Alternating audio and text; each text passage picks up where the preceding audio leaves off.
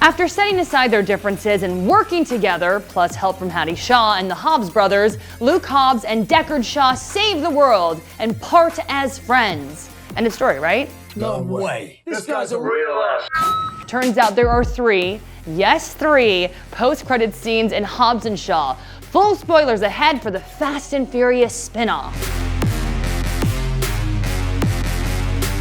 While Etienne, the shadowy agency out to improve humanity by upgrading people with machinery, still remains a threat at the end of Hobbs and Shaw, at least their super-powered agent, Brixton Lore, Idris Elba, is dead. But if these post-credit scenes hint at anything, Brixton is the least of their worries. One!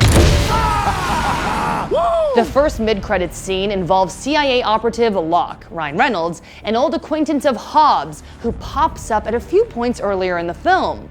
Locke calls Hobbs to reveal that while they have the snowflake virus secured, there's now another, even deadlier virus out there that he needs both Hobbs and Shaw to locate.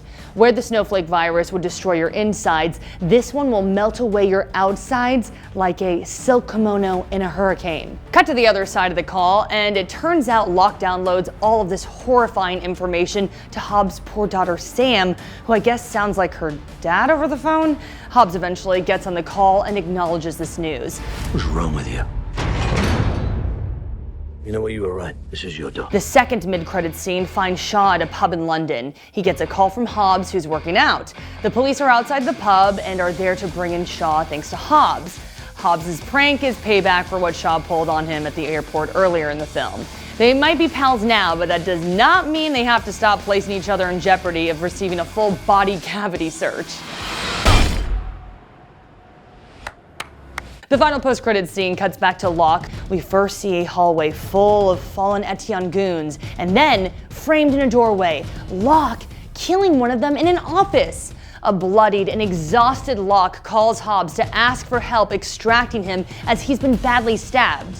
Oh wait, no, that's not his blood. It's the blood of an Etienne agent he killed, stabbed with a brick, to be precise, which he says is easier than he thought, playing off a joke he made earlier in the film.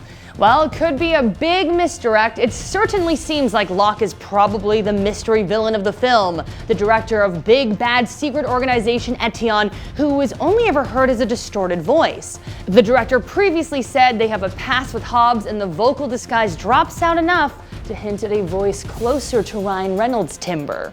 The framing of both of Locke's end credit scenes suggest all is not what it seems, as we never see any of the slain agents actually fighting Locke.